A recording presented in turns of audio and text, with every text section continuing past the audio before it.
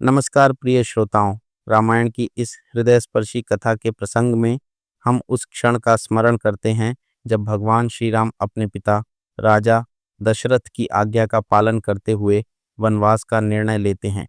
पिता दशरथ ने अपने वचन का मान रखते हुए कैकेयी के 2 वरदान स्वीकार किए, भरत को राज्य और राम को वनवास।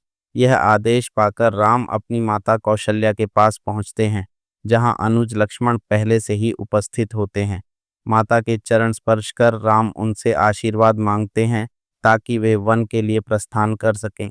अपने पिता एवं माता कैकेयी के प्रकोष्ठ से राम अपनी माता कौशल्या के पास पहुंचे।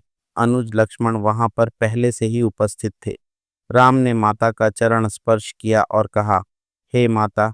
माता कैकेयी के द्वारा 2 वर मांगने पर पिताजी ने भाई भरत को अयोध्या का राज्य और मुझे 14 वर्ष का वनवास दिया है, अतः मैं वन के लिए प्रस्थान कर रहा हूँ।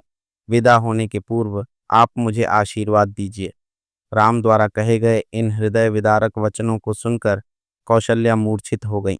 राम ने उनका यथोचित उपचार किया और मूर्छा भंग होने पर वे विलाप करने लगी। उनका विलाप सुनकर लक्ष्मण बोले, माता, भैया राम तो सद्गुरुजनों का सम्मान तथा उनकी आज्ञा का पालन करते हैं।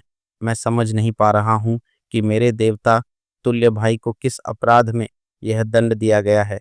ऐसा प्रतीत होता है कि वृद्धावस्था ने पिताजी की बुद्धि को भ्रष्ट कर दिया है।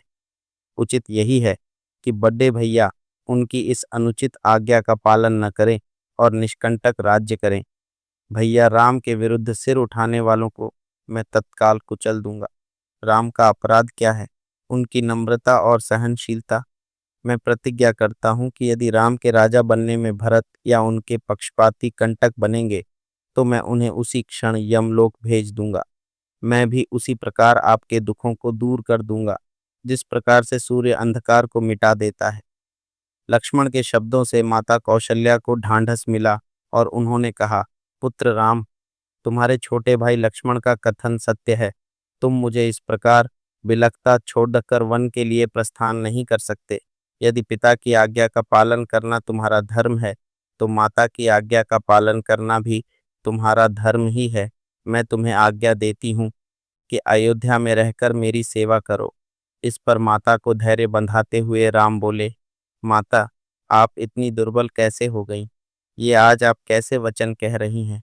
आपने ही तो मुझे बचपन से पिता की आज्ञा का पालन करने की शिक्षा दी है। अब क्या मेरी सुख सुविधा के लिए अपनी ही दी हुई शिक्षा को झुठलाएंगी? एक पत्नी के नाते भी आपका कर्तव्य है कि आप अपने पति की इच्छा पूर्ति में बाधक न बने। आप तो जानती ही हैं कि चाहे सूर्य, चंद्र और पृथ्वी अपने अटल नियमों से टल जाएं, पर राम के लिए पिता की आज्ञा का उल्लंघन करना कदापि संभव नहीं है। मैं आपसे निवेदन करता हूँ कि आप प्रसन्न होकर मुझे वन जाने की आज्ञा प्रदान करें, ताकि मुझे यह संतोष रहे कि मैंने माता और पिता दोनों ही की आज्ञा का पालन किया है। फिर वे लक्ष्मण से संबोधित हुए और कहा, लक्ष्मण, तुम्हारे साहस, पराक्रम, शौर्य और वीरता पर मुझे गर्व है। मैं जानता हूँ कि तुम मुझसे अत्यंत स्नेह करते हो, किंतु हे सौमित्र, धर्म का स्थान सबसे ऊपर है। पिता की आज्ञा की अवहेलना करके मुझे पाप, नरक और अपयश का भागी बनना पड़ेगा। इसलिए हे भाई, तुम क्रोध और क्षोभ का परित्याग करो और मेरे वन गमन में बाधक मत बनो। राम के दृढ़ निश्चय को देखकर अपने आंसुओं को पोंछती हुई कौशल्या बोली, वत्स, यद्यपि तुम्हें वन जाने की आज्ञा देते हुए मेरा हृदय चूर चूर हो रहा है, किंतु यदि मुझे भी अपने साथ ले चलने की प्रतिज्ञा करो तो मैं तुम्हें वन जाने की आज्ञा दे सकती हूँ। राम ने संयम पूर्वक कहा, माता, पिताजी इस समय अत्यंत दुखी हैं और उन्हें आपके प्रेमपूर्ण सहारे की आवश्यकता है। ऐसे समय में यदि आप भी उन्हें छोड़ कर चली जाएंगी तो उनकी मृत्यु में किसी प्रकार का संदेह नहीं रह जाएगा। मेरी आपसे प्रार्थना है कि उन्हें मृत्यु के मुख में छोड़ कर आप पाप का भागी न बने। उनके जीवित रहते तक उनकी सेवा करना आपका पावन कर्तव्य है। आप मोह को त्याग दें और मुझे वन जाने की आज्ञा दें। मुझे प्रसन्नता पूर्वक विदा करें। मैं वचन देता हूँ कि 14 वर्ष की अवधि बीतते ही मैं लौटकर आपके दर्शन करूंगा। धर्मपरायण राम के युक्तियुक्त वचनों को सुनकर अश्रुपूरित माता कौशल्या ने कहा, अच्छा वत्स, मैं तुम्हें वनगमन की आज्ञा प्रदान करती हूँ। परमात्मा तुम्हारे वनगमन को मंगलमय करें। फिर माता ने तत्काल ब्राह्मणों से हवन कराया और राम को हृदय से आशीर्वाद देते हुए विदा किया। माता कौशल्या से अनुमति प्राप्त करने तथा विदा लेने के पश्चात राम जनक नंदिनी सीता के कक्ष में पहुंचे। उस समय वे राजसी चिन्हों से पूर्णतः विहीन थे। उन्हें राजसी चिन्हों से विहीन देखकर सीता ने पूछा, हे आर्यपुत्र, आज आपके राज्याभिषेक का दिन पर भी आप राजसी चिन्हों से विहीन क्यों हैं? राम ने गंभीर किंतु शांत वाणी में सीता को समस्त घटनाओं विषय में बताया और कहा, प्रिय, मैं तुमसे विदा मांगने आया हूँ, क्योंकि मैं तत्काल ही वक्कल धारण करके वन के लिए प्रस्थान करना चाहता। मेरी चाहता हूँ कि मेरे जाने के बाद तुम अपने मृदु स्वभाव तथा सेवा शुश्रूषा से माता पिता तथा भरत सहित समस्त परिजनों को प्रसन्न और संतुष्ट रखना। अब तक तुम मेरी प्रत्येक बात श्रद्धापूर्वक मानती आई हो और मुझे विश्वास है कि आगे भी मेरी इच्छा अनुसार तुम यहाँ रहकर अपने कर्तव्य का पालन करोगी। सीता बोली, प्राणनाथ, शास्त्रों बताते हैं कि पत्नी अर्धांगिनी होती है। यदि आपको वनवास की आज्ञा मिली है तो इसका अर्थ है कि मुझे भी वनवास की आज्ञा मिली है। कोई विधान नहीं कहता कि पुरुष का आधा अंग वन में रहे और आधा अंग घर में।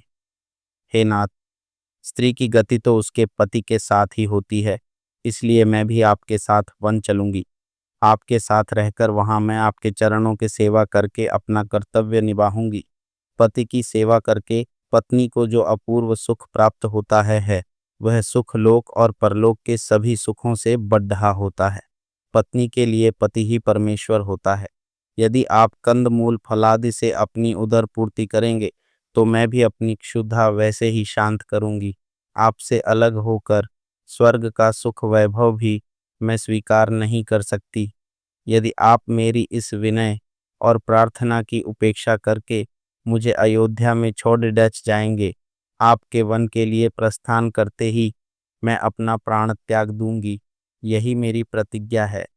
राम को वन में होने वाले कष्टों को ध्यान था, इसीलिए वे अपने साथ सीता को वन में नहीं ले जाना चाहते थे।